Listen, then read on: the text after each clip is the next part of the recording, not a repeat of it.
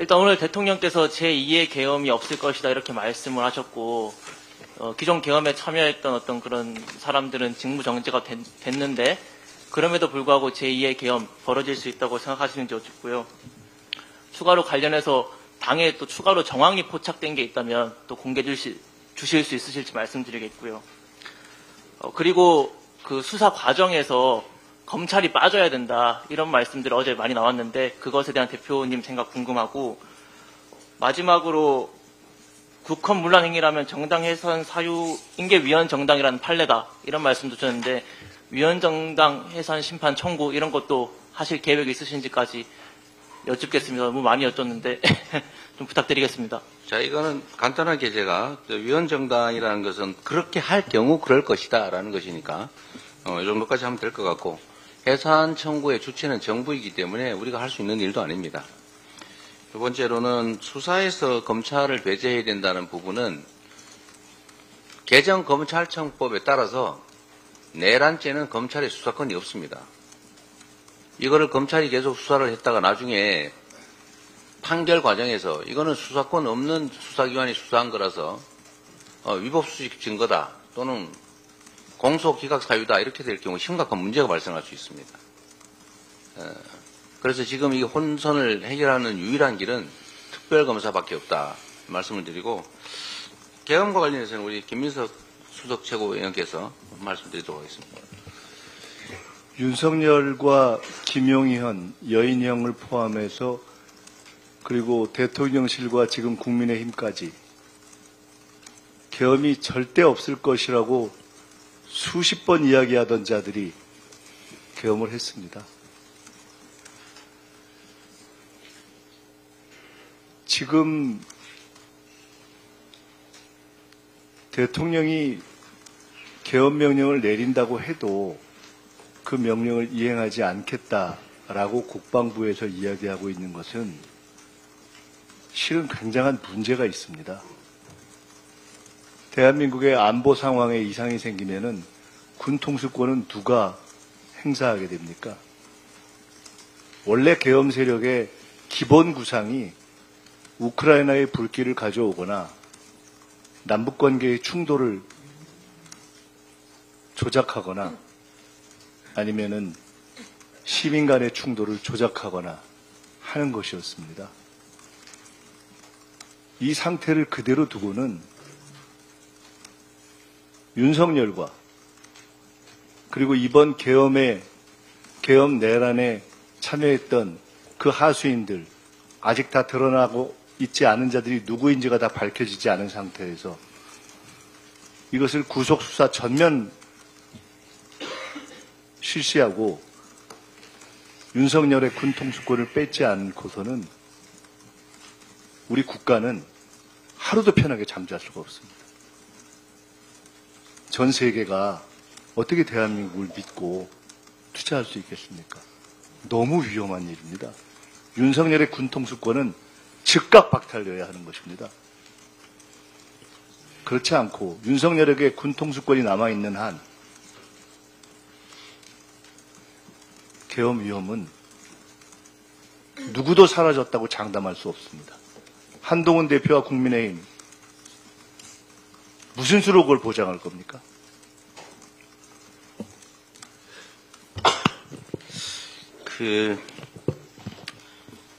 여기서 저도 하나 좀 덧붙일 얘기가 있습니다. 일반적 상식에 기반한 합리적 판단을 한다면 21세기 대한민국에서 군사 쿠데타, 친위 쿠데타를 한다. 그것도 현직 대통령이. 상상할 수 없지요. 그래서 최초로 김민석 수석 최고위원이나 제가 그 얘기를 했을 때 대다수의 언론이나 정치권 또 식자층 일부에서는 이렇게 얘기했죠. 망상이다. 이재명 저 이상하다. 김민석 이상하다. 민주당 지도부 이상하다. 가짜뉴스로 국민을 선동한다. 이렇게 얘기했죠. 그런데 했지 않습니까? 이게 위험한 것입니다. 일반 상식을 벗어나는 판단과 결정을 하고 실제로 집행한다는 것입니다. 만약에 국방안보 이런 상황에 대해서 아무도 예측할 수 없는, 아무도 상식적으로 납득할 수 없는 결정을 만약에 한다면 무슨 일이 벌어지겠습니까? 앞으로는 안 할 거다. 그전에도 안 한다는 말 수없이 하고도 했지 않습니까? 이번은 진실일까요? 상황은 윤석열 대통령이나 윤석열 정권 입장에서는 더 나빠졌습니다. 명백한 가장 대한민국 사법체계에서 가장 중대 범죄로 평가받는 내란죄를 과감하게 벌인 집단입니다. 자기의 가족들의 범죄를 감추거나 비호하기 위해서. 그런데 이제는 대통령직에서 배제될 위기에 처했는데 순순히 이때까지 수없이 저지르던 그 불법 행위를 갑자기 중단하고 순한 양이 되겠습니까? 저는 아닐 것 같습니다. 그리고 하나 우리 가만있어 보자. 우리 원내 수석이 안 오신 거 같네. 아까 다시 한다고 하셨는데 최대한 빨리 하면 며칠 정도 걸립니까?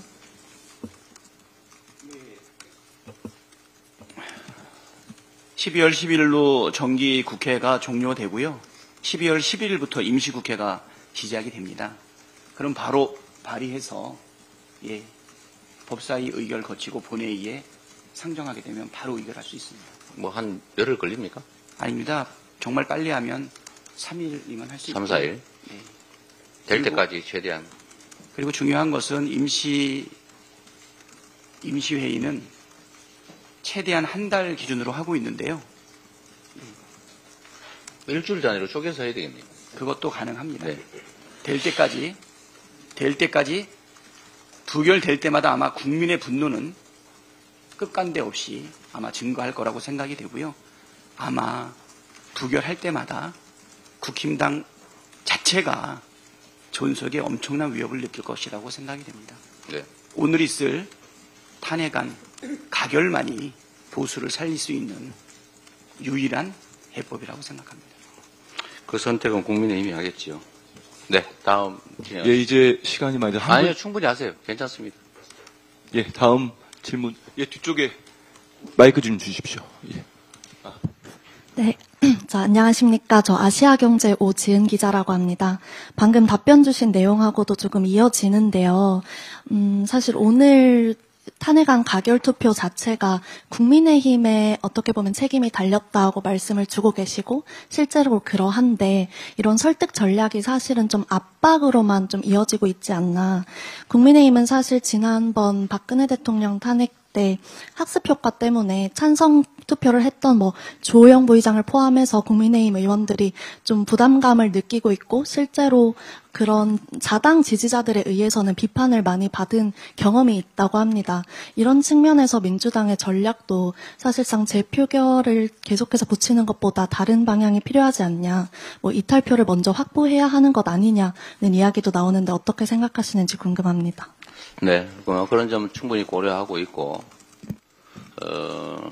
소통과 협력, 대화, 이런 것들은 충분히 하고 있습니다. 근데 그건 드러내놓고 할 수 없는 부분이라 압박 부분만 보이는 측면이 있다는 말씀드립니다. 그리고 제일 중요한 거는 저는 결국 지역구에 우리 국민들께서 직접적으로 이에 대해서 책임을 물어주는 것, 이게 제일 큰 압박이 될 거다. 그렇게 생각합니다. 결국 국민 손에 달렸다. 저희도 위임받은 권한 범위 내에서 대리인으로서 최선을 다하겠지만 결국 이 나라 주권자가 어떤 태도로 어떻게 대리인들에게 책임을 물을 것인지를 명확하게 보여주는 것이 문제 해결의 출발점이 될 것이다 이렇게 생각합니다. 윤석열은 거짓말 전문가입니다. 수없이 거짓말을 했습니다. 검찰총장이 될 때는 검찰 개혁을 하겠다고 거짓말을 했고 계엄을 오랫동안 준비하면서 계엄을 안 하겠다고 거짓말을 했고 오늘 계엄을 절대로 안 하겠다고 얘기하면서 다시 다른 권력 연장 음모를 이미 하고 있는 겁니다. 그 바쁜 와중에 국민들은 트라우마에 떨고 있을 때 방탄 뇌물을 준비한 무서운 거짓말장입니다. 한마디도 믿을 수가 없습니다. 윤석열의 입에서 나오는 말 중에 거짓말 외에 뭐가 있습니까? 이 와중에 자기 살꾼 일을 하고 방탄 뇌물을 준비하는 게 인간입니까? 네, 지금 윤석열 대통령이 사실 아까 그 짧은 담화 중에 비상계엄 다시는 안 하겠다라고 얘기했는데 사실은 비상계엄을 준비하거나 고려하기 때문에 그 말을 하지 않았을까? 저는 그렇게 생각이 좀 돼요. 왜 그러냐면 제가 보도를 보니까 이번에 국회를 침탈한 거는 경고성이었다 이렇게 말하거든요. 경고. 뭔가 본 행위를 남겨놓은 거죠. 본격적인 행위가 있다는 뜻 아닙니까? 경고. 경고 다음에 뭐가 있어요? 뭔가 한다는 거죠. 그 말 속에 이미 제대로 된 비상계엄 조치, 국회 침탈 조치를 하겠다. 그 뜻이 난 들어있다고 생각해요. 경고란 말 속에. 두 번째로는 계엄이 해제된 후에 여당 지도부를 만났을 때인가 어딘가 이거 보도에 나온 얘기이긴 한데 그 반국가 세력을 척결할 테니까 당이 도와달라 이렇게 표현했다고 하죠. 그런 기사 있었죠. 네. 반국가 세력을 척결을 하려고 계엄을 하지 않았습니까? 근데 실패했죠. 근데 그 후에 역시 반국가 세력을 척결할 테니까 당이 도와달라. 그 계엄하겠다는 얘기 아닙니까? 그런데 누가 물어보지도 않았는데 계엄 안 하겠다라고 한 걸 보니까 오히려 계엄에 의지가 있지 않냐 이런 의심이 좀 든다는 것입니다. 그리고 이게 법률가들 사이에는 매우 의미 있는 말입니다. 재범의 위험성이라는 영역의 문제죠. 국회를 침탈하는 것은 헌법이 금지하고 있는 그리고 계엄법이 명확하게 금지하고 있는 영역입니다. 그래서 국회를 침탈했기 때문에 내란 행위가 되는 거예요. 그런데 그걸 저질렀죠.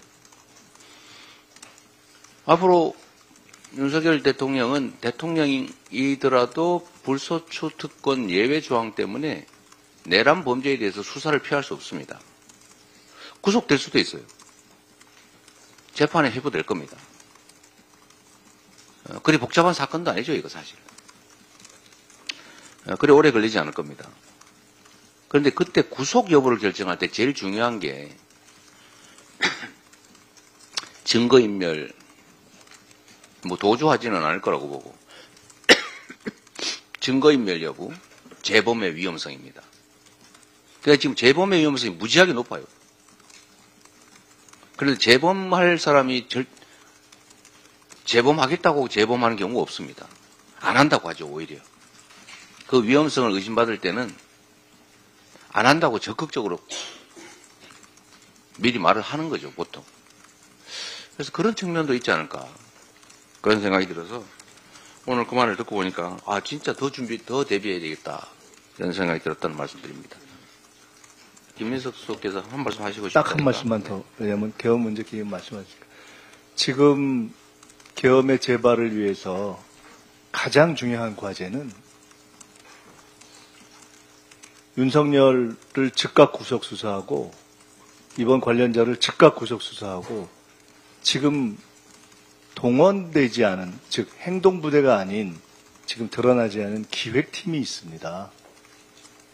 이 부분을 즉각 수사하고 밝혀내고 군 통수권을 박탈하고 전시계엄의 가능성을 지금 조작하는 것을 예방하지 않으면은 절대 안 됩니다. 이게 가장 중요한 일이라고 생각합니다. 전쟁. 아, 그러시죠. 예, 제가 추가 발언을 한 건 지금 기사를 보니까 한동훈 대표가 한덕수 총리를 긴급 회동한다라는 기사가 떴는데 한동훈 대표한테도 미리 경고를 좀 합니다. 잔머리 굴지 마시고 속이 너무 빤하게 보입니다. 대통령의 1분 50초짜리 담화가 나오고 당의 본인과 관련된 정치적인 책임을 전가를 시켜놓은 상태에서 제가 말씀드렸듯이 무엇인가 야합이 있지 않았을까 싶은데 바로 한덕수 총리를 만나러 갔습니다. 민주당은 어떠한 탄핵 외에는 어떠한 협상도 없을 것이다 미리 말씀드리고 잔머리보다는 탄핵 가결에 동참하시기를 요청드립니다. 네, 이제 혹시 우리 최고위원님들 참석하셨는데 하실 말씀 없으시면 정리하도록 하겠습니다. 이런 얘기가 많았죠. 국회가 계엄 해제 의결하면 곧바로 해제되고 민주당이 과반수인데 계엄할 리가 있겠냐 수없이 얘기하지 않았습니까? 그런데 했지 않습니까? 그리고 과감하게 국회 의결을 막기 위해서 계엄군을 범죄를 감수하면서 국회에 투입하지 않았습니까? 이게 이 정권의 본질입니다. 자기들이 그것 때문에 절대로 못할 거다라고 해놓고는 즉 국회 계엄 해제 의결을 막기 위해서 무력을 동원하지 않습니까? 이게 이 정권의 본질이다. 앞으로는 더 심각한 일을 저지를 가능성이 매우 높다. 그래서 대통령의 존재 자체가 리스크라고 하는 것입니다. 보통 사람들의 합리적 판단에 의하면 결코 상상할 수 없는 일을 과감하게 충동적으로 저지르는 것이 바로 이 정권이다. 그래서 위험하다라는 말씀을 드리면서 오늘 오후에 있을 탄핵 의결에는 국민의힘 역사와 국민에 반역하지 말고 대한민국 주권자의 주권 의지에 따라서 국가 반역행위, 반란 행위를 자행한 대통령에 대한 탄핵에 참여하고 함께하기를 엄중하게 경고합니다. 마치겠습니다.